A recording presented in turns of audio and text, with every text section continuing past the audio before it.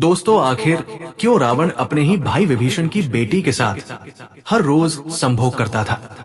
क्या थी इसके पीछे की असली सच्चाई? प्रिय दर्शकों, रावण एक ऐसा नाम है जिसे सुनते ही आंखों के सामने एक राक्षसी छवि उभरती है। 10 सिरों वाला एक बलशाली योद्धा जिसकी विद्वत्ता अपार थी, परंतु उसके कर्म उतने ही कलंकित। लेकिन क्या आपने कभी इस बात पर ध्यान दिया कि इतना ज्ञानी और तपस्वी ब्राह्मण जो वेदों का ज्ञाता था, वो इतना पतित कैसे बन गया कि उसने विभीषण जैसे धर्मात्मा के परिवार पर भी अत्याचार किया? आज हम जिस प्रश्न पर चर्चा करने जा रहे हैं वो केवल एक कथा नहीं, बल्कि एक ऐसा रहस्य है जिसे सदियों से छुपाया गया, दबाया गया, और फिर भी लोक कथाओं और तमिल ग्रंथों में किसी न किसी रूप में जीवित रखा गया। आखिर क्यों रावण विभीषण की बेटी के साथ हर रोज संभोग करता था? ये प्रश्न केवल शरीर की प्यास का नहीं है, ये उस मानसिक विकृति की परछाई है जो घमंड में चूर व्यक्ति को क्या क्या करवाती है। ये उस सत्ता की कहानी है जो ज्ञान और भक्ति की भूमि को भी रौंद सकती है। जब एक भाई धर्म के मार्ग पर चलता है और दूसरा अधर्म के नशे में चूर हो जाता है, तब भाईचारे की मर्यादा, नारी की मर्यादा और स्वयं की मर्यादा का क्या होता है? यही प्रश्न इस घटना के पीछे छिपा है। रावण केवल एक राक्षस नहीं था, वो उस सत्ता का प्रतीक बन चुका था जो स्त्री को भोग की वस्तु मानती थी। ये विषय केवल सनसनी फैलाने का नहीं, बल्कि ये समाज के उस अंधकार की परत खोलने का प्रयास है जहां किसी के भी धर्म, रिश्ते, मर्यादा और आत्मसम्मान को सत्ता कुचल सकती है। तो आइए इस रहस्य के पीछे छुपे तथ्यों को जानने का प्रयास करें, शास्त्रों, लोक कथाओं और पुराणों के प्रकाश में, क्योंकि जब तक सत्य को उजागर नहीं किया जाएगा तब तक अधर्म की परछाई धर्म पर हावी होती रहेगी। प्रिय मित्रों, साथ ही साथ हम सबसे पहले एक कथा के माध्यम से रावण की उन 3 सिखों को भी जानेंगे जो उसने अपने अंतिम समय में समस्त संसार को दी थी। तो चलिए कथा आरंभ करते हैं। लेकिन आगे बढ़ने से मैं आपको बता दूं कि रामायण में स्पष्ट कहा गया है कि कथा हो या सिख, अगर बीच में छोड़ दिया जाता है तो वो पाप की श्रेणी में आता है। तो आपसे निवेदन है कि वीडियो को अंत तक पूरा देखें, और अगर आप एक सनातनी हैं तो वीडियो को लाइक करके चैनल को सब्सक्राइब जरूर कर लें। तो चलिए कथा शुरू करते हैं। ये कथा उस समय की है जब सनातन धर्म के मूल्यों और मर्यादाओं का पालन गहराई से किया जाता था। एक नगर था, सूर्य नगरी, जो पर्वतों की गोद में बसा एक दिव्य नगरी के समान था। वहां की राजकुमारी थी अनन्या। अनन्या न केवल रूप में अनुपम थी, अपितु उनकी विनम्रता, मर्यादा और भक्ति भी उन्हें श्रेष्ठ बनाती थी। राजा विक्रम एक धर्मनिष्ठ और न्यायप्रिय राजा थे। जब उन्होंने राजकुमारी अनन्या को अपने जीवन की संगिनी बनाया तो उन्हें लगा जैसे भगवान ने उन्हें अपार सौभाग्य दे दिया हो। अनन्या, जिन्होंने विक्रम को अपने जीवन के लिए चुना, उनके लिए भी ये मिलन प्रेम और श्रद्धा से भरा था। जब किसी को अपना प्रियतम मिल जाए तो हृदय में जो आनंद होता है, वही अनुभव राजा कर रहे थे। समय बीतता गया। रानी अनन्या अब सूर्य नगरी में रहने लगी और पति पत्नी में अत्यंत स्नेह भाव था। 5 वर्ष ऐसे बीते मानो कुछ ही दिन हो। इस दौरान उन्हें 2 पुत्र रत्न भी प्राप्त हुए। किंतु जब कोई स्त्री अपने माता पिता से वर्षों दूर रहती है तो उसके मन में उनका स्नेह पुनः जाग उठता है। रानी ने भी राजा से अनुमति लेकर अपने मायके चंद्रपुर प्रस्थान किया। वहां वे 10 माह रही और फिर पुनः अपने पति के पास लौट आई। लेकिन लौटने के 2 महीने बाद ही उन्होंने एक पुत्र को जन्म दिया। राजा विक्रम पहले तो चकित रह गए। मन में संशय उत्पन्न हुआ, क्या ये संतान मेरी ही है?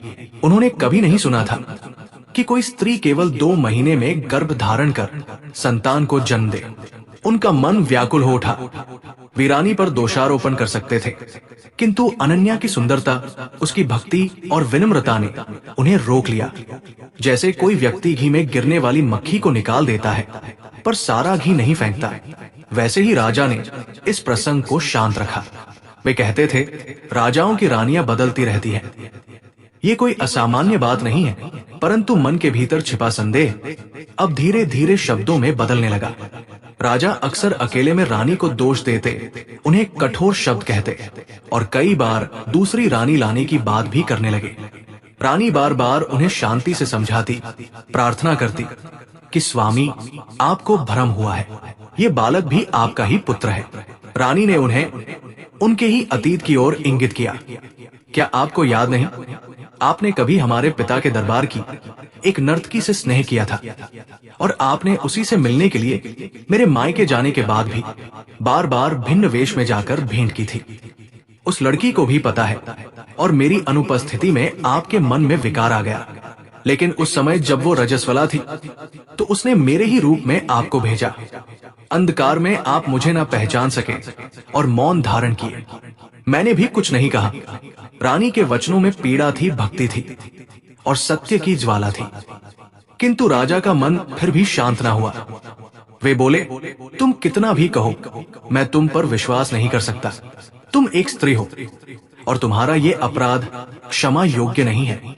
समय बीतता गया, तीनों राजकुमार बड़े हुए। 2 राजकुमार स्वस्थ और तेजस्वी थे, परंतु छोटा राजकुमार शरीर से दुर्बल था। राजा उसे देखकर और भी क्रोधित होते। उनका स्नेह रानी से टूट चुका था। अब अधिकतर समय रंगशाला में नर्तकियों के साथ व्यतीत करते या शिकार के लिए जाते। उनका एक प्रिय स्थान था, उनका दिव्य बगीचा, जहां एक चमत्कारी वृक्ष था। उस वृक्ष पर स्वर्ण फल लगते थे, जो उनके पूर्वज की तपस्या का फल था। राजा वहां जाकर शांति अनुभव करते। सूर्य नगरी राज्य पहाड़ी की तलहटी में होने के कारण उस राज्य को कोई अलग से आय का विशेष स्रोत नहीं था। अक्सर राजा के पूर्वज तंगहाली में रहा करते थे, तो राजा विक्रम के एक पूर्वज ने प्रभु की तपस्या कर एक सुनहरा पेड़ प्राप्त किया था, जो रोज सोने के फल देता था। उसी फल के बदौलत राजा के सभी खर्चे चलते थे, और राजा विक्रम प्रजा की भी भरपूर सेवा कर देते थे। राजा के बगीचे वाला पेड़ राजा के लिए खजाना था। वो पूरे राज्य के लिए भगवान का दिया खजाना था। तो राजा विक्रम ने उस खास सुनहरे पेड़ की सुरक्षा के लिए विशेष तरह की पहरेदारी लगा रखी थी। सैनिक रात दिन प्रभु सेवा भाव से पहरा देते थे। राजा ने अलग से विशेष तरह के सैनिकों की टोली बना रखी थी। वे सैनिक हमेशा पेड़ की निगरानी करते थे। राजा के उस बगीचे में राजा रानी और उसमें तैनात सैनिकों के अलावा कोई भी अनजान आदमी नहीं जा सकता था। राजा के उस पेड़ की जानकारी भी सार्वजनिक नहीं थी। इस तरह से राजा का कार्य प्रभु कृपा से खुशी खुशी चल रहा था कि अचानक एक दिन एक घटना घट गई। एक पहरेदार भागता हुआ राजा के पास आया और बोला, महाराज, आज गजब हो गया है। उस दिव्य पेड़ के फल को किसी ने चुरा लिया है। मैं रोज सुबह उस पेड़ से सोने का फल तोड़ने जाता हूँ, तो उस पर 100 फल लगे होते हैं, परंतु आज उसमें से एक कम है। लगता है कि उस पेड़ के विषय में किसी और को जानकारी हो गई है। किसी और को उस पेड़ के विषय में खबर लग जाना राज्य के लिए शुभ नहीं है। राजा विक्रम ये बात सुनकर काफी आश्चर्यचकित हुए। राजा बोले, कौन है वो चोर जो फल चुरा रहा है? कौन अपनी मौत को ललकार रहा है? उसे अपनी जिंदगी से जरा भी मोह नहीं है, इसलिए ऐसा साहस उसने किया। उसका पता लगाओ। वैसे चोर को हम कभी माफ नहीं करेंगे। जो राजा के बाग से सोने का फल चोरी करता है, उसे हम तुरंत फांसी पर चढ़ा देंगे। राजा के तीनों राजकुमार दरबार में ही बैठे थे। बड़े राजकुमार ने यह खबर सुनकर पिता से कहा, पिताजी, यदि आज्ञा हो तो मैं आज रात को पहरे पर जाऊं और उस गुस्ताख चोर को पकड़ने का प्रयास करूं, और जैसे ही वो चोर मिले मैं उसे मार डालूंगा। राजा बोले, अवश्य पुत्र, तुम पहरेदारी पर जरूर जाओ, परंतु चोर को मारना नहीं है। चोर को जिंदा पकड़कर मेरे सामने हाजिर करो। मैं भी तो देखूं कि वो चोर कौन है। हमें पूरी उम्मीद है कि तुम उस चोर को पकड़ पाने में सफल हो जाओगे। बड़ा राजकुमार राजा की आज्ञा पाकर बगीचे में उस पेड़ की सुरक्षा में चला गया, और बड़ा राजकुमार रात भर पहरा देता रहा। वो रात भर बिना पलक झपकाए खड़े होकर पूरी मुस्तैदी के साथ डटा रहा, परंतु रात भर में कोई भी चोर वहां नहीं आया। राजकुमार ने राहत की सांस ली कि चलो अच्छा हुआ कि चोर नहीं आया, वरना उसे बहुत प्रताड़ित करने के बाद पिता के पास ले जाता। राजकुमार ने फल तोड़ने वाले से कहा, आज कोई चोर नहीं आया, तुम सोने का फल तोड़ लो और मेरे साथ राज दरबार चलो। फल तोड़ने वाला पहरेदार जब फल तोड़ने गया तो एक फल कम था। राजकुमार की आंखें फटी की फटी रह गई। वो बिना पलक झपकाए पहरा दे रहा था और कोई चोर भी नहीं आया था। उस पेड़ के पास राजकुमार के सिवा दूसरा कोई पहरेदार भी नहीं था। फिर ये कैसे हुआ? राजकुमार उदास होकर पहरेदार के साथ राजा के पास गया और बताया, महाराज, मैंने बड़ी मुस्तैदी के साथ रात भर पहरा दिया है। बगीचे में कोई चोर तो दूर की बात, एक चूहा भी नहीं आया। फिर भी एक फल कम हो गया है, तो लगता है कि पेड़ ने ही एक फल देना कम कर दिया है। राजा बोले, नहीं राजकुमार, वो कोई साधारण पेड़ नहीं है। वो फल देना कम नहीं कर सकता। अवश्य ही कोई खतरनाक चोर है जो तुम सबकी आंखों में धूल झोंक कर फल चुरा रहा है। शायद अब उस पेड़ की रखवाली के लिए मुझे खुद ही जाना पड़ेगा। तभी दूसरा राजकुमार बोल पड़ा, पिताजी, आप ये क्या कह रहे हैं? एक मामूली चोर को पकड़ने के लिए आप स्वयं जाएंगे? एक मच्छर को मारने के लिए शेर को बल प्रयोग करना पड़े, ये तो शेर की तौहीन होगी। पिताजी, यदि आपकी आज्ञा हो तो क्या मैं आज की रात पहरेदारी पर जाऊं और उस चोर को बंदी बनाकर ले आऊं? राजा बोले, हाँ बेटे, तुम्हें अवश्य आज की रात पहरेदारी पर जाना चाहिए। मैं तो भूल ही गया था कि तुम एक बहुत बहादुर राजकुमार हो। राजा का मंझला बेटा भी पहरेदारी के लिए रात में निकल पड़ा। मंझला राजकुमार उस सुनहरे पेड़ की रखवाली बड़ी मुस्तैदी से रात भर खड़े रहकर करता रहा। उसने देखा कि कोई भी चोर बाग की तरफ नहीं आया है। उसे विश्वास हो गया कि आज किसी ने फल की चोरी नहीं की है। वो खुश था कि कोई चोर आज बाग में नहीं आया। उसने फल तोड़ने वाले को आज्ञा दी कि फल तोड़ लो। मेरा विश्वास है कि आज एक भी फल चोरी नहीं हुआ है। राजकुमार की आज्ञा पर फल तोड़ने वाले ने सारे फल तोड़ लिए। गिनती की गई तो निंदनीय परिणाम निकले, यानी एक फल फिर भी कम था। मंजिला राजकुमार भी उदास हो गया और पहरेदार के साथ राजा के पास आया और बताया, पिताजी, हमने पहरेदारी तो बहुत सख्ती से की, परंतु सुबह में एक फल कम पाया गया। अब हमें भी यही लग रहा है कि पेड़ ने ही फल देने की संख्या घटाकर 99 कर दी है। कोई चोर उचक्का फल को नहीं चुरा रहा।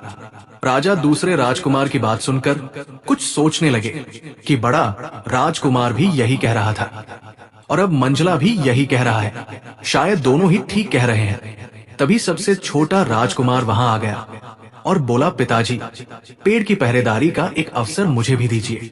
आप जरा सोचिए, जब वो पेड़ तब के बल से पाया गया है तो वो कभी अपनी मर्यादा नहीं भूल सकता। वो पूरे 100 फल देता है। कोई चोर अवश्य ही उसे चुरा रहा है। आप मुझे आज्ञा दीजिए तो मैं भी अपनी किस्मत आजमाना चाहूंगा। शायद उस चोर को पकड़ लूं। राजा छोटे राजकुमार की बात सुनकर भीतर ही भीतर जल उठे और बोले, जब हमारे 2 बहादुर पुत्र उस चोर को पकड़ने में नाकामयाब रहे, तो तू जो पहले से ही मरियल है, वहां जाकर क्या कर लेगा? हम तुम्हें वहां भेजकर खुद हंसी का पात्र नहीं बनना चाहते। तुम जाओ यहां से और महारानी यानी अपनी माँ की गोद में खेलो। छोटा राजकुमार उदास होकर अपनी माँ के पास चला गया और राजा की कही बात बताई तो रानी स्वयं राजा के पास गई। वैसे तो रानी कभी राजा के मामलों में दखल नहीं देती थी, परंतु राजा द्वारा अपने ही पुत्र के प्रति कही गई व्यंग्य भरी बात ने रानी के हृदय को विचलित कर दिया। वो खुद को रोक नहीं सकी और सीधे दरबार में जाकर बोली, आप छोटे राजकुमार को पहरेदारी पर क्यों नहीं भेजते? आपको तीनों राजकुमारों की प्रतिभा को परखना चाहिए। दरबारियों ने भी रानी की बात का समर्थन किया और बोले, महाराज, रानी जी ठीक कह रही है। आप एक धर्म प्रिय राजा है। आपको अपने राजकुमारों से समान व्यवहार करना चाहिए। अब राजा दरबारियों से क्या कहते कि मैं छोटे राजकुमार को अपना पुत्र मानता ही नहीं। राजा ने अंततः उसे पहरेदारी पर जाने की आज्ञा दे दी। छोटा राजकुमार राजा की आज्ञा पाकर उस पेड़ के पास गया और रात में पूरी तैयारी के साथ पहरा देने लगा। उसने अपने भाइयों से पहले ही सुन रखा था कि कोई चोर नहीं आ रहा है, तो उसने जमीन की ओर ज्यादा ध्यान नहीं दिया। वो लगातार पेड़ की ओर ही ध्यान लगाए रहा। उसे पूरा विश्वास था कि आकाश मार्ग से ही कोई फल की चोरी कर रहा है। वो सोचने लगा, भूत प्रेत, डाकिनी डायन या कोई विचित्र पक्षी भी हो सकता है। और फिर आधी रात के समय उसकी शंका सत्य में बदल गई। उसने देखा कि आकाश मार्ग से एक सोने का तोता उड़ता हुआ आया और बहुत ही सरलता से एक सोने का फल तोड़कर उड़ने ही वाला था। तभी राजकुमार ने तुरंत निशाना साधते हुए एक छोटा पत्थर उसकी ओर उछाल दिया। वह पत्थर तोते के पंख से जा लगा और एक सुनहरा पंख टूटकर गिर गया, परंतु तोता एक फल लेकर उड़ने में सफल रहा। राजकुमार ने वो पंख उठाकर अपनी जेब में रख लिया। उसने ना कभी सोने के तोते के विषय में सुना था और ना ही कभी देखा था, लेकिन आज पहली बार देखा और उसका प्रमाण भी अपने पास रख लिया। प्रातःकाल छोटा राजकुमार 99 फल लेकर पहरेदार के साथ राजा के पास वापस लौटा और बताया, महाराज, मैंने चोर को देख लिया है। चोर कोई मनुष्य नहीं है, बल्कि एक तोता है। अफसोस कि मैं उसे पकड़ नहीं सका। वो तोता भी कोई साधारण तोता नहीं है, वो तो सोने के पंखों वाला दिव्य तोता है। राजा बोले, क्या बकवास करता है, कहीं सोने का भी तोता होता है? राजकुमार बोला, महाराज, मैं इसका प्रमाण भी साथ लाया हूं। उसने जेब से सोने का पंख निकालकर राजा को दे दिया। राजा आश्चर्यचकित हो देखता रह गया। उसे पहली बार भले ही मन से नहीं, पर दरबारियों के सामने छोटे राजकुमार की प्रशंसा करनी पड़ी। राजा बोले, इतना सुंदर सोने का तोता फिर रहता कहाँ है? वो तो हमारे दरबार की शोभा होना चाहिए। यदि वो हमारे बाग तक आता है तो अवश्य हमारे राज्य के किसी वन में ही रहता होगा। राजा विक्रम ने बड़े राजकुमार को आदेश दिया, तुम जाओ और उस सुनहरे तोते को पकड़कर दरबार में ले आओ। राजा की आज्ञा पाकर बड़ा राजकुमार तोते को ढूंढने जंगल में निकल पड़ा। उसने बहुत प्रयास किया, लेकिन उसे जंगल में कहीं भी वो सुनहरा तोता नहीं दिखा। जंगल में भटकते भटकते और पेड़ों के ऊपर सोने का तोता तलाशते उसे शाम हो गए। तभी सहसा उसे एक मृग दिखाई दिया। उसने सोचा, तोता तो मुझे कहीं मिला नहीं, इस मृग का ही शिकार कर लेता हूं और महल वापस लौटता हूं। अगर खाली हाथ गया तो मेरी अपमान हो जाएगा। पिताजी ऐसा सुंदर मृग देखकर बहुत प्रसन्न होंगे। उसने मृग पर बाण चलाने का विचार किया। तभी मृग मनुष्य की तरह बोल पड़ा, राजकुमार, तुम मुझे मारने का विचार छोड़ो और अपने कार्य पर ध्यान दो। तुम्हें जो काम सौंपा गया है उसे पूरा करो। मैं तुम्हें सुनहरे तोते के विषय में जानकारी दे सकता हूं। राजकुमार बोला, तो जल्दी बताओ, मैं तुम्हें नहीं मारूंगा। मृग बोला, यहाँ से 3 कोस दूर जाने पर तुम्हें एक गुफा मिलेगी। उसमें जंगल के वासी नृत्य का आनंद ले रहे होंगे। वे तुम्हारे नगर की प्रसिद्ध सैकड़ों वेश्याओं को अपने मनोरंजन के लिए लाए होंगे। वहां नृत्य के साथ साथ कबाब और सबाब की भी भरपूर व्यवस्था होगी। वो मदिरापान भी लगातार चलता रहेगा।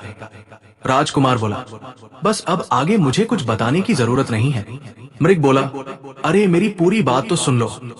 राजकुमार बोला, मुझे कुछ नहीं सुनना, मैं तुम्हें अभी मार देता हूं और तुम्हें ले जाकर वनवासियों को दे देता हूं।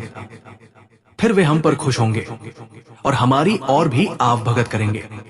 इतना कहकर राजकुमार ने मृग पर तीर चला दिया, परंतु वो मृग वहां से अदृश्य हो गया था। राजकुमार ने बहुत ढूंढा, लेकिन वो मृग कहीं नहीं मिला।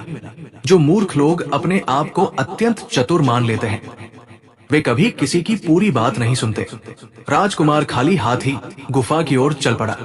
वहां पहुंचकर राजकुमार ने देखा कि मृग ने जैसा कहा था वैसा ही दृश्य वहां उपस्थित था। वहां मदिरा, कबाब और सबाब की भरपूर व्यवस्था थी। कोई किसी को कुछ कहने वाला नहीं था, तो राजकुमार भी उसी में सम्मिलित हो गया। और जब उसने मदिरा पी तो वो अपने पिता राजा के आदेश को भूल गया। वो भूल गया कि वो सुनहरे तोते की खोज के लिए भेजा गया था। अब उसे तो वही रहना आनंदमय लगने लगा। उसे सब कुछ बिना मांगे मिल रहा था। सुंदर स्त्रियां अपने हाथों से भोजन करा रही थी और मधुरता से मदिरा भी पिला रही थी। उधर जब 2 दिन बीत गए और बड़े राजकुमार का कोई समाचार न आया तो राजा चिंतित हो गया। राजा ने मंझले राजकुमार से कहा, तुम्हारा बड़ा भाई अब तक नहीं लौटा, जबकि उसे गए हुए 2 दिन हो चुके हैं। अब तुम्हें 2 कार्यों के लिए जंगल जाना चाहिए। पहला सुनहरे तोते की खोज और दूसरा अपने बड़े भाई की खोज। आवश्यकता पड़े तो तुम अपने साथ कुछ सैनिक, मंत्री या सेनापति को भी ले जा सकते हो। चाहे तो 200 या 400 सैनिक भी साथ ले सकते हो। मंझले राजकुमार ने कहा, पिताजी, आप कैसी बात कर रहे हैं? क्या मेरी वीरता पर आपको कोई संदेह है? राजा बोले, नहीं नहीं, मुझे तुम पर पूर्ण विश्वास है। तुम अकेले ही किसी भी बड़ी से बड़ी समस्या का समाधान कर सकते हो। मंझला राजकुमार अपने बड़े भाई और सुनहरे तोते की खोज में निकल पड़ा। उसे भी मार्ग में वही मृग मिला। मृग को देखते ही मंझले राजकुमार ने धनुष उठाया और उसे मारने का प्रयास किया। तभी मृग मनुष्य की भाषा में बोल पड़ा, राजकुमार, मुझे मारकर तुम्हें कुछ प्राप्त नहीं होगा, लेकिन यदि तुम मुझे जीवित रहने दोगे तो मैं तुम्हारे बहुत काम आ सकता हूँ। मंझला राजकुमार बोला, बताओ तुम मेरी किस प्रकार सहायता कर सकते हैं। तब मृग बोला, सबसे पहले तो मैं तुम्हें सुनहरे तोते की जानकारी देता हूँ। यहाँ से 3 कोस पूरब में एक गुफा है। उसमें वनवासी नृत्य का आनंद ले रहे होंगे।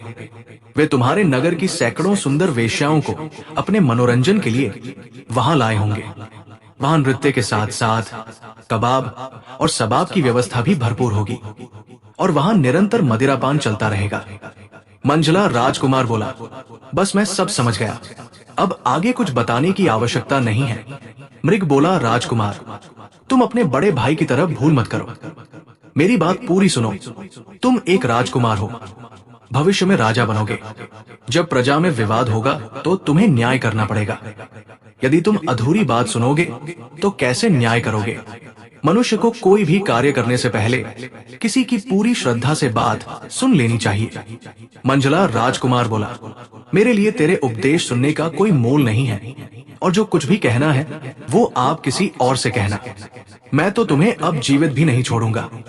उसने मृग पर तीर चलाया, लेकिन तीर छोड़ने से पहले ही मृग अदृश्य हो गया।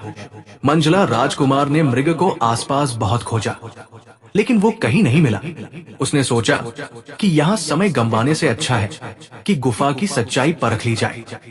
वो तुरंत गुफा के पास पहुंचा और देखा कि वहां तो आनंद ही आनंद है।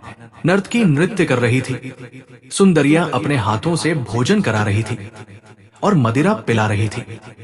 वहां कोई रोक टोक करने वाला नहीं था। तो मंझला राजकुमार भी उस गुफा के विलास में रम गया। 2 दिन बीत गए। जब दोनों राजकुमार वापस नहीं लौटे तो राजा अत्यंत चिंतित हुआ कि हमारे 2 प्रिय राजकुमार कहाँ चले गए। अब राजा स्वयं चलकर जाने का विचार करने लगे। रानी, जो पहले से ही अपने 2 पुत्रों के गुम होने से व्यथित थी, वो राजा से बोली, आप हर बार बिना विचार किए अपने पुत्रों को भेज देते हैं। ये काम तो सैनिकों के करने योग्य था। राजा को चिंतित देखकर छोटा राजकुमार आगे बढ़ा और बोला, पिताजी, यदि आज्ञा हो तो मैं अपने दोनों भाइयों की खोज में और उस सुनहरे तोते की खोज में जंगल जाता हूँ। राजा छोटे राजकुमार को देखकर भीतर से जल गया और बोला, भरे दरबार में मुझे पिताजी मत कहा करो, और दूसरी बात, अपनी औकात के अनुसार ही निर्णय लिया करो। जो चीज तुम्हारे बस की नहीं है उस पर विचार भी मत किया करो। जाकर अपनी माँ की गोद में खेलो। छोटा राजकुमार कोई बच्चा नहीं था, बस थोड़ा दुर्बल था। उसे इस तरह की अपमानजनक बातें बिल्कुल अच्छी नहीं लगी। वो अपनी माँ के पास गया और राजा द्वारा कहे गए शब्द सुनाए। रानी, जो अपने छोटे पुत्र से अत्यंत स्नेह करती थी, जैसा हर माँ अपने सबसे छोटे बच्चे से करती है, क्रोधित हो उठी। रानी जानती थी कि राजा ने कभी अपने छोटे पुत्र को स्नेह नहीं दिया। उसे पुत्र मानना तो दूर, देखा तक नहीं। रानी ने गुस्से से भरी आंखों से राजा की ओर देखा और सीधे दरबार में जाकर बोली, आपने छोटे राजकुमार को सुनहरे तोते की खोज पर क्यों नहीं भेजा? आप एक धर्मात्मा और न्यायप्रिय राजा है। मैं नहीं चाहती कि आपके ऊपर किसी प्रकार का दोष या पक्षपात का कलंक लगे। रानी के कठोर और सच्चे शब्द सुनकर राजा गंभीर हो गया और दूसरे स्वर में बोला, छोटे राजकुमार, तुम भी जाओ। सुनहरे तोते का पता तुम ही लगाओ। आखिर उस दिव्य तोते की खोज तो सबसे पहले तुमने ही की थी। छोटा राजकुमार सुनहरे तोते की खोज में प्रभु का नाम लेते हुए जंगल की ओर चल पड़ा। जंगल में जाने पर उसे वही मृग फिर से दिखाई दिया।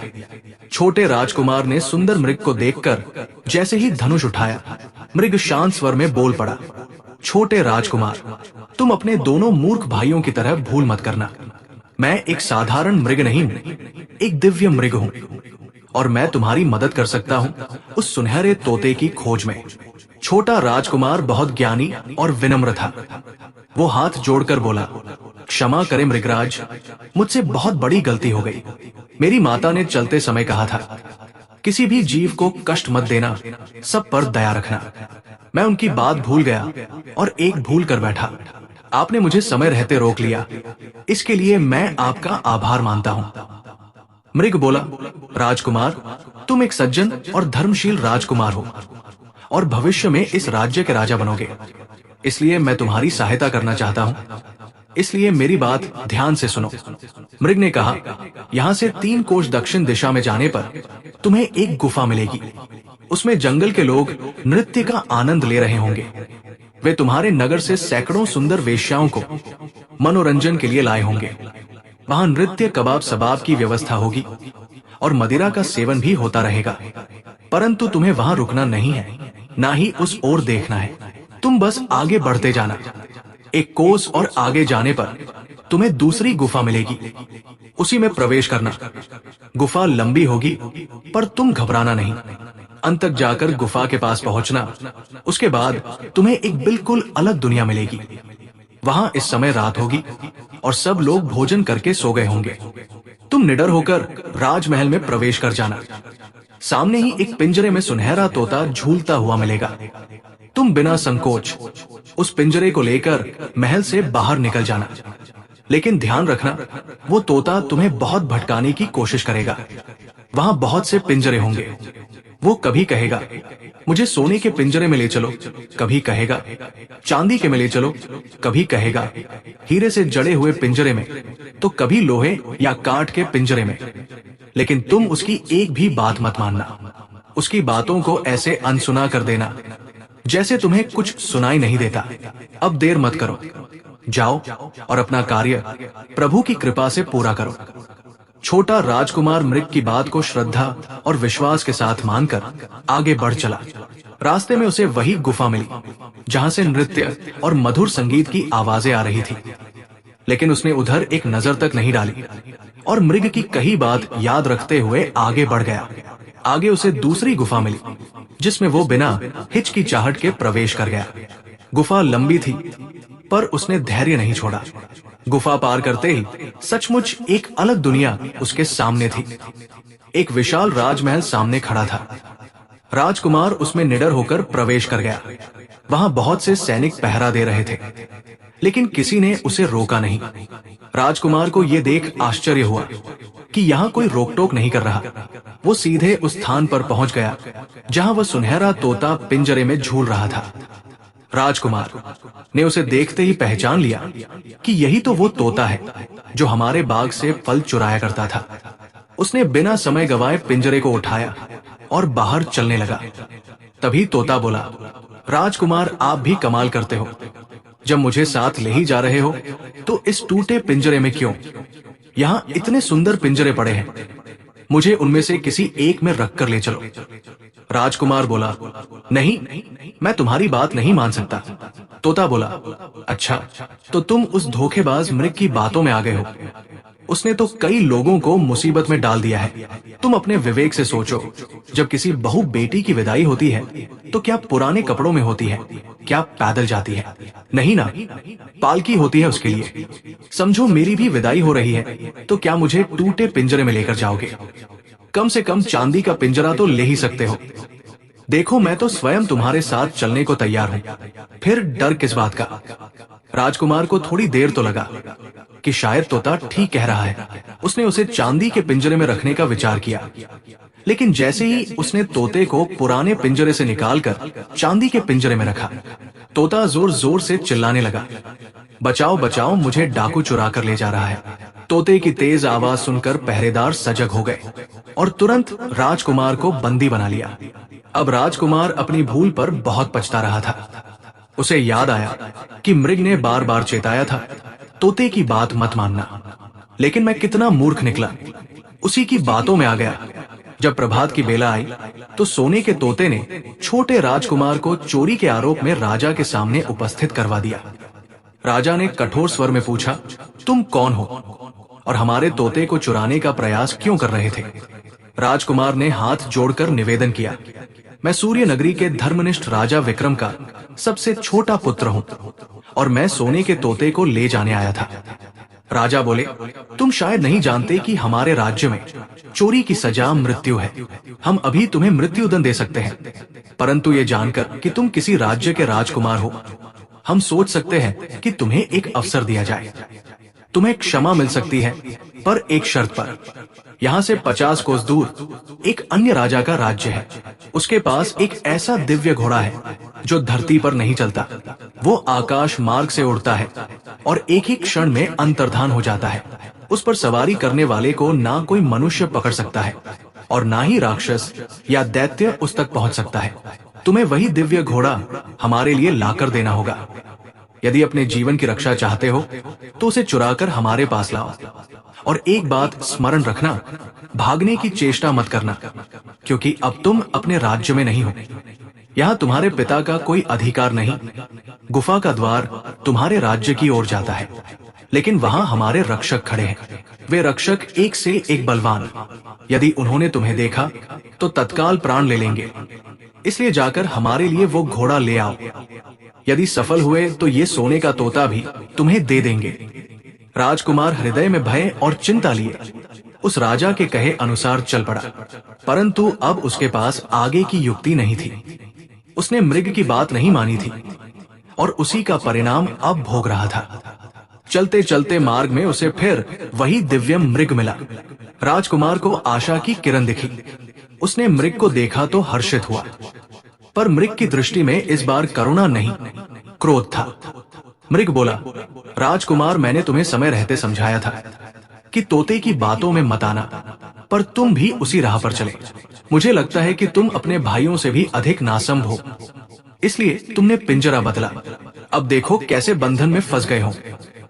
राजकुमार ने लज्जित होकर कान पकड़ते हुए कहा, मृग, मुझसे भूल हो गई है। मेरी माता ने कहा था कि जब भी गलती हो विनम्रता से क्षमा मांगनी चाहिए।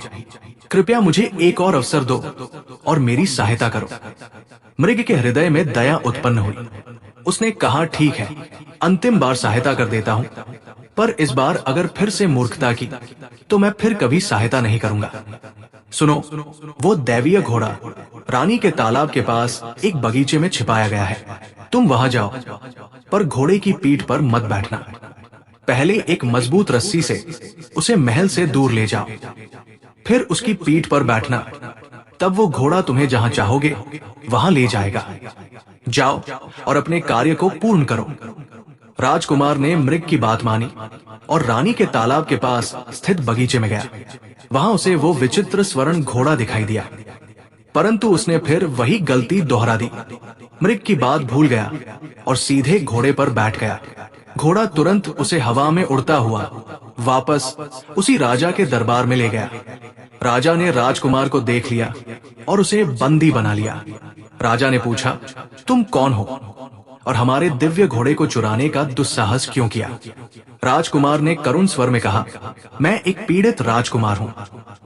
एक संकट में फंसकर इस घोड़े को लेने आया था। राजा बोले, तुम्हारी ये धृष्टता क्षमा योग्य नहीं है। तुम्हें मृत्युदंड दिया जाएगा, परंतु यदि तुम एक और कार्य हमारे लिए कर सको तो तुम्हें क्षमादान दिया जा सकता है। तुम्हें पड़ोस के राज्य की राजकुमारी काव्य को हमारे लिए लाना होगा। यदि तुम उसे हमारे पास ले आओगे तो ये विचित्र घोड़ा तुम्हें दे दिया जाएगा, अन्यथा तुम्हारा अंत निश्चित है। राजकुमार की मजबूरी थी। वो पड़ोसी राजा की राजकुमारी काव्या को लाने के लिए निकल पड़ा। वो जानता था कि ये कार्य असंभव जैसा है, फिर भी मनुष्य में जब तक सांस है आशा नहीं छोड़ता, और जो पानी में उतरने से नहीं डरता वही जीवन की नाव पार करता है। राजकुमार अपने लक्ष्य की खोज में आगे बढ़ा। रास्ते में उसे वही दिव्य मृग पुनः मिला। इस बार राजकुमार की आंखें झुकी थी। वो अपनी मूर्खता पर पश्चाताप कर रहा था, सिर पकड़कर बैठा था। मृग बहुत क्रोधित हुआ और बोला, मूर्ख तो बहुत देखे, परंतु तेरे जैसा नहीं। मैं जिस बात से मना करता हूँ तू वही करता है। फिर भी चलो एक बार और तेरी सहायता कर देता हूँ। मृग ने कहा, तू राजमहल मत जाना, वहां राजकुमारी तुझे नहीं मिलेगी, उल्टे नई मुसीबत में फंस जाएगा। महल के पीछे एक पवित्र सरोवर है जिसे लोग रानी का तालाब कहते हैं। राजकुमारी काव्या प्रतिदिन प्रातः काल वहां स्नान के लिए आती है। तू उसी के पास के फूलों की वाटिका में छिपकर बैठ जाए। जब वो स्नान करके महल की ओर लौटे, तब तू निसंकोच होकर उसका हाथ पकड़ लेना। वो बिना किसी विरोध के तेरे साथ चलने को तैयार हो जाएगी। परंतु ध्यान रखना, वो अपनी माता पिता से मिलने की प्रार्थना करेगी, उसे मिलने मत देना, नहीं तो घोर संकट में फंस जाएगा। वहां से फिर कोई तुझे बचा नहीं पाएगा।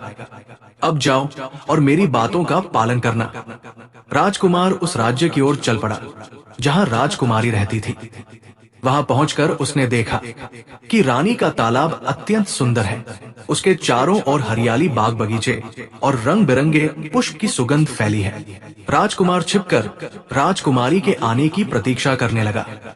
प्रातः बेला में राजकुमारी स्नान के लिए आई और जैसे ही वो स्नान करके वापस महल की ओर बढ़ी, राजकुमार ने साहस कर उसका हाथ पकड़ लिया। लेकिन आश्चर्य की बात यह हुई कि राजकुमारी ने कोई विरोध नहीं किया, ना ही किसी को पुकारा। वो मुस्कुराते हुए बोली, अब मैं आपकी हुई, जहां चाहो ले चलो, परंतु मेरी एक विनती है, कृपया मुझे एक बार मेरे माता पिता से मिलने दो, उनका आशीर्वाद ले लूं, फिर आपके साथ चलूंगी। राजकुमार बोला, चालाकी मत करो, मुझे संकट में डालना चाहती हो। ये सुनकर राजकुमारी रोने लगी और बोली, कैसे पति हो तुम जो मेरी एक बात भी नहीं मान सकते। आज तो विवाह भी नहीं हुआ और तुम मेरी भावनाएं नहीं समझ रहे, तो फिर आगे जीवन भर क्या होगा।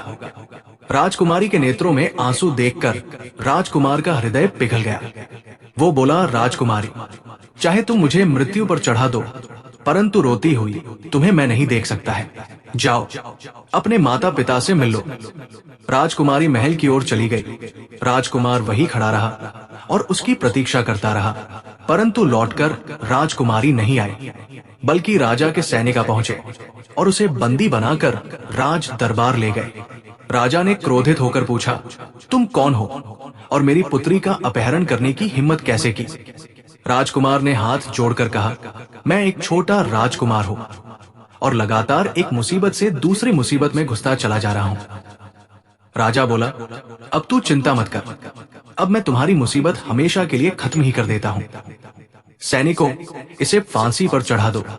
तभी राजकुमारी बोल पड़ी, पिताजी, ये वही है जिसे मैं अपना पति मान चुकी हूं। अगर आपने इन्हें फांसी दी तो मैं भी अपने प्राण त्याग दूंगी।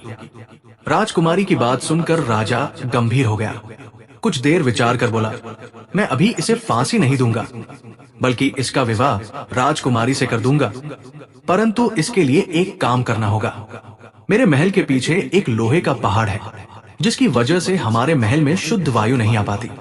यदि ये राजकुमार 3 दिन के भीतर उस पहाड़ को हटा दे, तो मैं अपनी पुत्री को इसके साथ विदा कर दूंगा। राजकुमार बोला, मैं पूरा प्रयास करूंगा। 2 दिन तक वो लोहे के पहाड़ को हटाने का प्रयत्न करता रहा, लेकिन कोई प्रभाव नहीं पड़ा। तभी वहां दिव्य मृग प्रकट हुआ और बोला, चिंता मत करो मेरे मित्र, अब मैं इसे हटा देता हूं। मृग ने अपने सिंग से पहाड़ को छुआ और वो लोहे का पहाड़ पल भर में अदृश्य हो गया। इतना कर वो राजकुमार महल वापस चला गया। राजा ने ये अद्भुत चमत्कार देखा तो वो राजकुमार की भक्ति, पुरुषार्थ और सौभाग्य से प्रसन्न हुआ। उसने राजकुमार को दरबार में बुलाकर राजकुमारी काव्या से उसका विधिवत विवाह कराया और सम्मान पूर्वक विदा कर दिया। राजकुमार और राजकुमारी चल पड़े। रास्ते में फिर वही दिव्य मृग मिला और हंसते हुए बोला, कहो मित्र, अब तो विवाह भी हो गया, अब तो सभी कठिनाइयां समाप्त हो गई होंगी। राजकुमार मुस्कुराकर बोला, मित्र, विवाह तो हो गया, परंतु अभी संघर्ष खत्म नहीं हुआ। अब इस राजकुमारी को लेकर अगले राजा के पास जाऊंगा, ताकि वहां से वो दिव्य घोड़ा प्राप्त कर सकूं और फिर उस तोते वाले राजा के पास लौटूंगा। मृग बोला, तुम सच में बहुत भोले हो। अरे, जिससे तुम्हारा विवाह हो चुका है, जो अब तुम्हारी धर्म पत्नी बन चुकी है, उस पर किसी दूसरे की कुदृष्टि पड़े, ये तुम्हें कैसे सहन हो सकता है? और तुम स्वयं कह रहे हो कि उसे किसी और को सौंप दोगे, क्या ये धर्म है? राजकुमार बोला, बस यही तो मेरे मन की दुविधा है। मैं अपनी प्रिय पत्नी को अपने जीते जी किसी को नहीं दे सकता। है मित्र, अब तुम ही कोई मार्ग बताओ जिससे मैं धर्म की मर्यादा भी ना तोड़ूं और संकट से भी मुक्त हो जाऊं। मृग बोला, मार्ग है, पर बुद्धिमानी से चलना होगा। तुम पहले उस घोड़े वाले राजा के पास जाओ और कहो कि मैं तुम्हारे लिए राजकुमारी को लाया हूं। लेकिन जब तक तुम मुझे यंत्र युक्त घोड़ा नहीं दोगे, मैं राजकुमारी को तुम्हें नहीं सौंपूंगा। एक बात ध्यान रखना, राजकुमारी का हाथ पकड़े रहना, उसे कभी मत छोड़ना। यदि एक बार हाथ छूट गया तो वो फिर कभी तुम्हें नहीं मिलेगी और तुम्हारी अर्धांगिनी किसी अधर्मी राजा की दासी बन जाएगी। अगर वो राजा अपने हाथों से तुम्हें यंत्र दे देता है तो वो घोड़ा फिर उसकी अधीनता में नहीं रहेगा, बल्कि तुम्हारे इशारे पर चलेगा। जब तुम राजकुमारी का हाथ थामे रहोगे तो वो स्वतः ही तुम्हारे साथ घोड़े पर सवार हो जाएगी और तुम उड़कर वहां से निकल जाना और राजा भी कुछ नहीं कर पाएगा। फिर जब तुम तोते वाले राजा के पास जाओ तो घोड़े से नीचे मत उतरना, वहीं से कहना, पहले मुझे तोता दो। वो विवश होकर तुम्हें तोता दे देगा और तुम पिंजरा लेकर तुरंत उड़ जाना। ये सब कर लेने के बाद मैं तुम्हें गुफा के बाहर मिलूंगा। राजकुमार मृग की बातों के अनुसार उस घोड़े वाले राजा के पास गया। राजा से कहा, महाराज, मैं राजकुमारी काव्या को लेकर आया हूं, परंतु जब तक आप मुझे यांत्रिक घोड़ा नहीं देंगे, मैं राजकुमारी आपको नहीं दूंगा। राजा तो राजकुमारी को देखकर मुग्ध हो गया। उसे लगा कि अब उसका स्वप्न पूर्ण होने वाला है। उसने बिना सोच विचार किए यंत्र युक्त घोड़ा राजकुमार को सौंप दिया। राजकुमार तुरंत घोड़े पर सवार हो गया, क्योंकि उसका हाथ राजकुमारी के हाथ में था, तो वो भी उसी क्षण घोड़े पर बैठ गई। घोड़ा आकाश की ओर उड़ चला। फिर राजकुमार उस तोते वाले राजा के पास गया।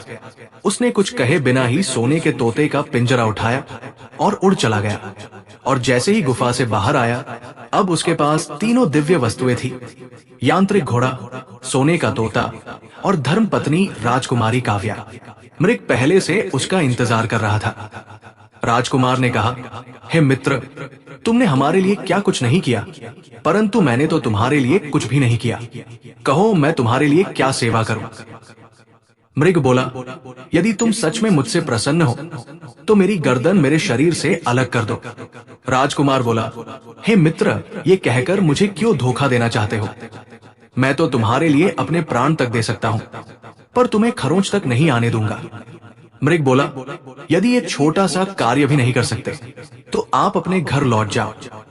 अपनी पत्नी का सदा ध्यान रखना, उसे कभी कोई दुख ना होने देना। तुम दो बातें ध्यान से सुनो। पहली, रास्ते में चाहे कोई कितना भी अपना लगे, चाहे वो भाई ही क्यों ना हो, कितना भी संकट में हो, उसकी सहायता मत करना। दूसरी बात, घर लौटते समय किसी कुआं, भीड़ या मेले के पास मत जाना। राजकुमार ने वचन दिया, मैं तुम्हारी हर बात का पालन करूंगा। फिर वो अपनी धर्म पत्नी, यंत्र युक्त घोड़ा और सोने का तोता लेकर आगे बढ़ा। तभी उसने देखा कि उसके दोनों बड़े भाई वनवासियों द्वारा फांसी पर चढ़ाने के लिए ले जाए जा रहे हैं। राजकुमार वहीं ठिठक गया और देखने लगा। राजकुमारी काव्या ने तुरंत उसे याद दिलाया, मृग की कही बात याद है, कृपया यहाँ मत रुकिए।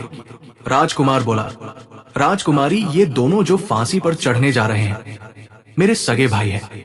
मैं अपनी आंखों के सामने इन्हें मृत्यु को जाते कैसे देख सकता हूँ? और पिताजी ने भी मुझे इन्हीं की खोज में भेजा था। अब आप ही कहो, मैं क्या करूं? राजकुमारी काव्या बोली, जब संकट अपने लोगों पर आ पड़े तो उनका साथ देना ही सच्चा धर्म है। आपको अवश्य इनकी सहायता करनी चाहिए। राजकुमार ने जंगल के सरदार से पूछा, हे सरदार, आप इन दोनों को किस अपराध की सजा दे रहे हैं? सरदार बोला, हमने एक उत्सव रखा था जिसमें नर्तकियों को बुलाया गया था। स्वादिष्ट भोजन, व्यंजन और मदिरा की भी पूरी व्यवस्था थी। ये दोनों बिना बुलाए उस आयोजन में पहुंच गए। वहां खूब आनंद लिया, वेश्याओं के साथ रंग रलियां मनाई, लेकिन जब भुगतान की बारी आई तो आंखें दिखाने लगे। अब हम इन्हें फांसी देकर इस झगड़े की जड़ को समाप्त कर रहे हैं। राजकुमार बोला, हे सरदार, आपने जो भी इन पर किया है वो मुझसे ले लीजिए और कृपा करके इन्हें छोड़ दीजिए। सरदार बोला, अगर तुम इन्हें मुक्त कराना चाहते हो तो 1000 स्वर्ण मुद्राएं देनी होंगी, तभी उन्हें छोड़ा जाएगा। राजकुमार बोला, इस समय मेरे पास 1000 स्वर्ण मुद्राएं नहीं है, लेकिन मेरी पत्नी के गले में जो हीरे का हार है वो उससे भी अधिक मूल्यवान है। कृपया उसे ही स्वीकार कर ले। सरदार ने करुण स्वर में कहा, राजकुमार, हम आपकी पत्नी का हार नहीं ले सकते। वो हमारी भी बेटी समान है। हम अपनी बेटी बहन के सौभाग्य का चिन्ह नहीं लेते। आप कितने धर्मशील और भले हैं, ये हमें ज्ञात हो गया। हम आपके वचन पर ही इन दोनों को मुक्त कर देते हैं। यदि आप बाद में राशि का भुगतान कर दिए तो हमारा मूल्य हमें मिल जाएगा, और अगर आप नहीं भी कर पाए तो हम समझेंगे कि हमने अपनी बेटी को उपहार दे दिया। राजकुमार ने दोनों भाइयों को छुड़ाया और राजमहल के मार्ग पर बढ़ चला। कुछ दूरी पर उन्हें जंगल में एक कुआं दिखाई दिया।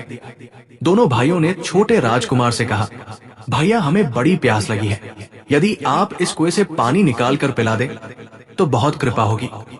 छोटा राजकुमार अपने भाइयों के भीतर छिपी दुष्टता को नहीं पहचान पाया। उधर राजकुमारी काव्या ने अपने पति से बार बार कहा, स्वामी, मृग ने आपको कुएं के पास जाने से रोका था, कृपया वहां मत जाइए। परंतु छोटा राजकुमार पत्नी के संकेत को समझ नहीं सका। वो कुएं के पास गया और पानी निकालने के लिए झुका ही था कि दोनों भाइयों ने उसे कुएं में धकेल दिया। राजकुमारी घबराकर बोली, तुम दोनों ने मेरे पति को कुएं क्यों गिरा दिया? जिसने तुम्हें फांसी के फंदे से उतारा, उसी के साथ विश्वासघात कर दिया। लेकिन दोनों भाई राजकुमारी की बात को अनसुना कर बेहयाई से बोले, अब तुम हमारी पत्नी हो। राजकुमारी ने विरोध किया और अपने को छुड़ाने का भरपूर प्रयास किया। तब बड़ा भाई बोला, नखरे छोड़ो, अब तुम हमारी हो। मंझला भाई बोला, अरे तुम तो बड़ी बड़ी बातें कर रहे हो, जबकि उम्र के अनुसार ये मेरी पत्नी होनी चाहिए। राजकुमारी काव्या के लिए दोनों आपस में लड़ने लगे। तभी रास्ते में एक आदमी आता हुआ दिखाई दिया। वो प्यासा था, पानी पीने के लिए आ जा रहा था। उसने देखा कि स्त्री के लिए दोनों राजकुमार अपनी अपनी तलवारें निकाल लिए हैं और अब लड़ने मरने को तैयार है। वो जब दोनों को एक स्त्री के लिए लड़ते झगड़ते देखा तो बोला, अरे काहे लड़ते हो? अरे तुम राजा के राजकुमार हो। ये स्त्री किसकी पत्नी है, इसका फैसला राजा से जाकर करा लो। राजा तुम्हारे पिता है, कोई गलत फैसला थोड़ी देंगे। दोनों बोले, ठीक है, हम पिताजी से ही फैसला करा लेते हैं। दोनों भाई तोता, जादुई घोड़ा और राजकुमारी को लेकर राजमहल पहुंचे तथा राजा से बोले, पिताजी, हमने आपके लिए तोता, यांत्रिक घोड़ा तथा अपने लिए पत्नी लेकर आए हैं। राजा अपने दोनों पुत्रों को देखकर बहुत प्रसन्न हुआ, परंतु राजा बोला, किंतु राजकुमारी तो एक ही लाए हो और कह रहे हो कि पत्नी हमारी है। तुम दोनों में से किसकी पत्नी है ये? दोनों राजकुमार बोले, पिताजी, आपसे यही निर्णय कराने के लिए हम यहाँ पर आए हैं कि आप ही तय करें कि ये किसकी पत्नी है। राजा बोला, ये तो राजकुमारी ही तय करेगी कि तुम दोनों में किसे पसंद करती है। राजा ने राजकुमारी से पूछा, बेटी, तुम दोनों में किसे पसंद करती हो? राजकुमारी बोली, मैं पहले से ही शादीशुदा हूँ, तो फिर इन दोनों को कैसे पसंद कर सकती हूँ? एक विवाहिता स्त्री अपने पति के अलावा और किसी को नहीं पसंद करती है। इन दोनों ने मेरे पति के साथ बहुत अन्याय किया है। मेरे पति को कुएं में गिरा दिया है और जबरदस्ती मुझे यहाँ घसीट लाए हैं। इनमें इंसानियत जरा भी नहीं है। ये दोनों आदमी के रूप में पशु है। उधर वो आदमी जो दोनों का झगड़ा छुड़ाया था, पानी पीने को कुएं पर गया तो देखा कि एक राजकुमार कुएं में जीवन बचाने के लिए अंतिम प्रयास कर रहा है। वो पानी में तैरते तैरते थक चुका था, अब डूबने ही वाला था कि ऊपर से उस आदमी ने तुरंत रस्सी डालकर राजकुमार को बाहर निकाल दिया। राजकुमार उस आदमी को धन्यवाद देकर राजमहल के लिए चल पड़ा। उधर रानी को दोनों राजकुमारों पर कुछ शंका हुई तो वो राजकुमारी को अपने साथ अपने कक्ष में ले गई तथा उससे सच्चाई जाननी चाहिए। राजकुमारी ने सारा वाकया रानी को बता दिया और बताया, मैं आपके छोटे बेटे की विवाहिता हूँ, परंतु ये दोनों कामज्येष्ठ मेरे पति को कुएं में धकेल मुझ पर पत्नी होने का दावा कर रहे हैं। रानी ने सोच लिया कि राजा भी मेरे छोटे पुत्र के साथ अन्याय ही करेगा, क्योंकि वह तो उसे अपना बेटा मानता ही नहीं, जबकि राजा धर्मात्मा नहीं, एक खुद व्यभिचारी राजा है। आज भरी दरबार में उसकी सच्चाई उजागर करनी ही होगी। कुछ दिनों से रानी के पिता की राज नर्तकी राजा के रंगशाला में नृत्य को आई थी, तो रानी को सच्चाई उजागर करने का अच्छा मौका मिला। रानी राजकुमारी और अपने साथ राज नर्तकी को लेकर राज दरबार में आ गए।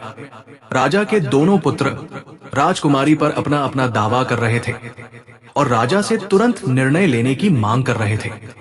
तभी रानी बीच में बोल उठी, राजा कोई धर्मात्मा नहीं है, ये किसी के साथ न्याय कर ही नहीं सकते। राजा बोला, रानी तुम ये क्या कह रही हो? रानी बोली, मैं वही कह रही हूं जो सत्य है। आपका संबंध इस दरबारी नर्तकी के साथ अनुचित था, फिर आप धर्मात्मा कैसे हुए? और जहां तक छोटे राजकुमार के जन्म की बात है, तो ये सच तो अब नर्तकी ही बताएगी कि उसका जन्म 12 महीने बाद नहीं बल्कि 9वें महीने में हुआ था। राजा आश्चर्य से नर्तकी की ओर देखने लगा। तब नर्तकी बोली, महाराज, रानी हमारे बीच के संबंध को भली भांति जानती थी। जब आप 12 महीने रानी से दूर रहे, तब भी आप हर महीने मुझसे मिलने आया करते थे। उसी समय मैंने रानी को 3 बार आपके पास भेजा था। छोटा राजकुमार किसी और का नहीं, आपका ही पुत्र है। रानी एक सच्ची पतिव्रता है, जिन्होंने अपने पति के सुख के लिए मौन धारण कर लिया था। और आप जो व्यभिचारी होकर भी धर्मात्मा बने बैठे हैं, अब आपके दोनों राजकुमार भी आपकी राह पर चल पड़े हैं, जो अपने छोटे भाई की पत्नी को भी अपनी पत्नी बताने का दुस्साहस कर रहे हैं। संयोगवश ठीक उसी समय छोटा राजकुमार भी दरबार में पहुंचा और प्रारंभ से अंत तक की पूरी सच्चाई दरबार में कह सुनाई। राजा अपने दोनों पुत्रों पर अत्यंत क्रोधित हुआ और बोला, जो अपने छोटे भाई की पत्नी पर कुदृष्टि डाले, वो मेरे राज्य में रहने योग्य नहीं। ऐसे लोगों को तो मृत्यु दंड मिलना चाहिए, परंतु खून का रिश्ता होने के कारण मैं तुम्हें फांसी नहीं दे रहा हूं। मैं तुम्हें अपने राज्य से निष्कासित करता हूं। आज के बाद तुम इस राज्य की सीमा में भी मत आना। राजा ने दोनों को राज्य छोड़ने का आदेश दे दिया। फिर अपनी भूल के लिए रानी से क्षमा मांगी और छोटे राजकुमार को राज्य का उत्तराधिकारी बना दिया। स्वयं वन में जाकर तपस्या करने लगा। राजा बनने के बाद राजकुमार ने अपनी धर्मपत्नी से कहा, हमें उस मृग को आज महल में बुलाना चाहिए। राजकुमारी काव्या ने कहा, मैं भी यही सोच रही थी। उसने हमारे लिए इतना कुछ किया और हम उसके लिए कुछ भी ना कर सके। राजकुमार बोले, तुम मेरे साथ चलो, तुम नारी हो, शायद वो तुम्हारी बात माने और हमारे साथ महल में रहने को तैयार हो जाए। राजकुमार और राजकुमारी जंगल की ओर चल पड़े। उन्हें मृग को खोजने में कोई कठिनाई नहीं हुई। मृग स्वयं उनके पास आ गया। राजकुमारी ने भावुक स्वर में कहा, आप मेरे बड़े भाई जैसे हैं, कृपया हमारे साथ महल चलकर रहिए, हम आपको आदर सहित लेने आए हैं। राजकुमारी की बात सुनकर मृग की आंखों से अश्रु बहने लगे। वो बोला, बहन, मैं तुम्हारा केवल भाई जैसा नहीं, तुम्हारा सगा भाई ही हूं। मुझ पर एक ऋषि का श्राप था, जिसके कारण मैं मृग बना, परंतु उन्होंने ये उपाय भी बताया था कि यदि मेरी बहन का पति मेरी गर्दन काट दे, तो मैं फिर से अपने राजकुमार रूप में आ जाऊंगा। यदि तुम अपने भाई को उसके वास्तविक रूप में देखना चाहती हो, तो अपने पति से कहो कि वो मेरी गर्दन काट दे। राजकुमार ने करुण भाव से अपनी तलवार उठाई और मृग की गर्दन काट दी, परंतु जैसे ही तलवार चली, मृग कहीं दिखा नहीं। वहां एक तेजस्वी और सुंदर राजकुमार खड़ा था। बहन और भाई वर्षों के बिछड़े हुए थे। वे गले लगकर बहुत रोए। ये आंसू दुख के नहीं, आनंद और पुनर्मिलन के आंसू थे। सभी राजमहल लौट आए। कुछ दिन वो भाई अपनी बहन के पास रहा, फिर अपने नगर मायापुर लौट गया। प्रिय मित्रों, इस कथा के माध्यम से हम उन 3 सिक्कों को जानेंगे जो रामायण में रावण के अंतिम समय में स्वयं रावण ने दिया था। तो चलिए जानते हैं उन तीनों बातों को। स्त्री का अपमान कभी मत करना, वरना कुल का नाश निश्चित है। जैसे रावण ने माता सीता का अपहरण करके धर्म की सीमा को लांघा था, वैसे ही इस कथा में दोनों बड़े राजकुमारों ने अपने छोटे भाई की पत्नी पर अत्याचार किया। परिणाम स्वरूप उन्हें राज्य से निष्कासित कर दिया गया। रावण का अंत भी इसी एक पाप से हुआ। दूसरा, मोह और वासना में अंधा होकर जो धर्म को छोड़ता है, उसका अंत विनाश में होता है। रावण ने भी मोह में आकर मर्यादा का त्याग किया, और इस कथा में राजा और उसके बड़े पुत्रों ने भी अपनी इच्छाओं के लालसा में धर्म को भुला दिया।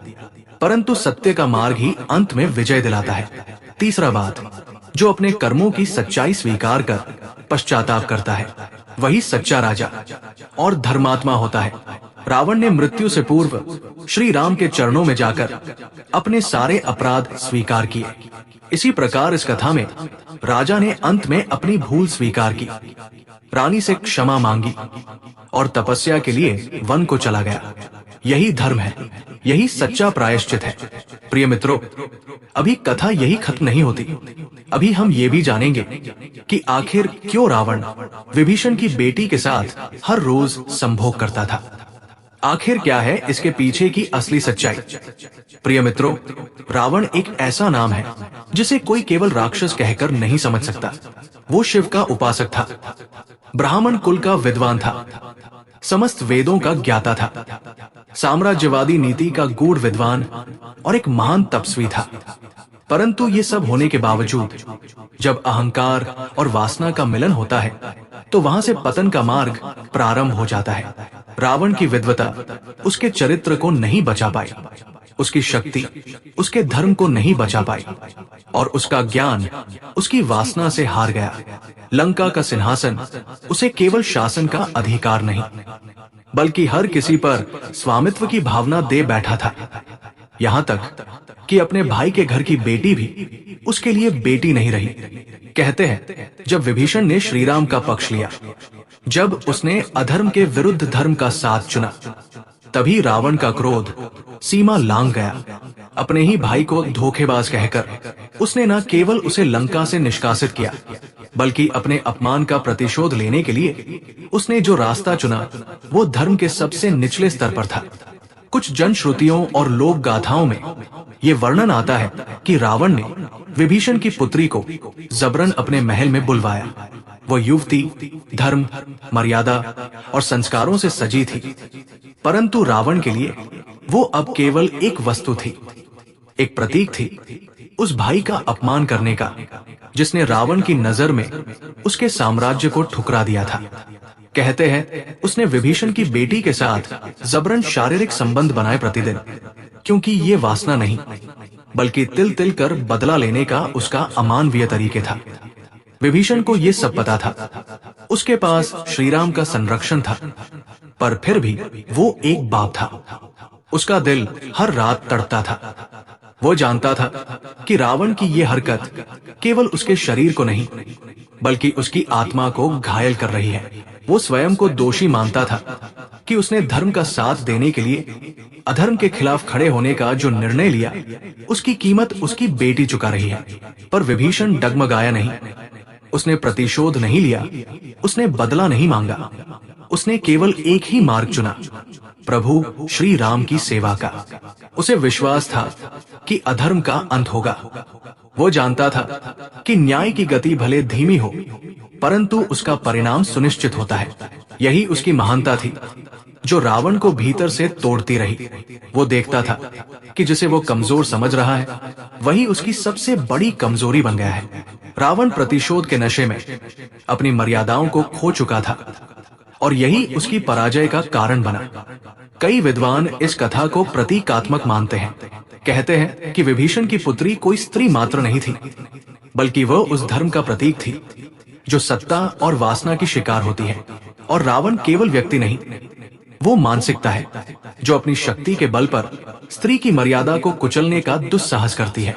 ये कथा हमें ये भी बताती है कि केवल शक्ति, विद्वता और पूजा से व्यक्ति महान नहीं बनता।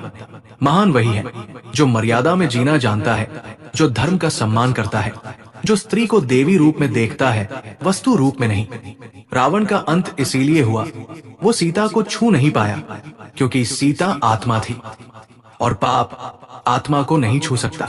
उसने विभीषण की बेटी को अपमानित किया, लेकिन वो स्त्री आहत होकर भी शांत रही क्योंकि उसने प्रतिकार नहीं, सहनशील से धर्म को परास्त करने का मार्ग चुना। विभीषण की ये कथा हमें बताती है कि जो धर्म पर अडिग रहता है वही अंत में विजय होता है। और रावण की ये कथा हमें समझाती है कि किसी भी पुरुषार्थ, किसी भी तपस्या और किसी भी बल का कोई मूल्य नहीं अगर वो वासना और प्रतिशोध के साथ मिल जाए। प्रश्न ये नहीं है कि ये कथा पूर्ण रूप से सत्य है या नहीं। प्रश्न ये है कि ये कथा हमें क्या सिखा रही है। ये हमें चेतावनी देती है सत्ता और ज्ञान के मध्य में अंधे होकर अगर हमने स्त्री की मर्यादा का अपमान किया, रिश्तों को प्रतिशोध का माध्यम बनाया और धर्म को अपने स्वार्थ से तौला, तो फिर चाहे हम कितना भी विद्वान क्यों ना हो, हम रावण की तरह मिटा दिए जाएंगे। रावण ने भले ही शिव को प्रसन्न किया हो, पर शिव स्वयं नारी के सम्मान के रक्षक है, और जिसने नारी की मर्यादा तोड़ी वो भस्म हो गया। ये कथा केवल इतिहास नहीं, एक आदर्श है, स्त्रियों के लिए, पुरुषों के लिए और सत्ता में बैठे हर उस व्यक्ति के लिए जिसे लगता है कि वह जो चाहे कर सकता है। यदि आपको इस कथा से सीख मिली हो तो वीडियो को लाइक करिए। ये प्रस्तुति पसंद आई हो तो हमारे चैनल को सब्सक्राइब भी करिए। हर हर महादेव, जय शिव शक्ति।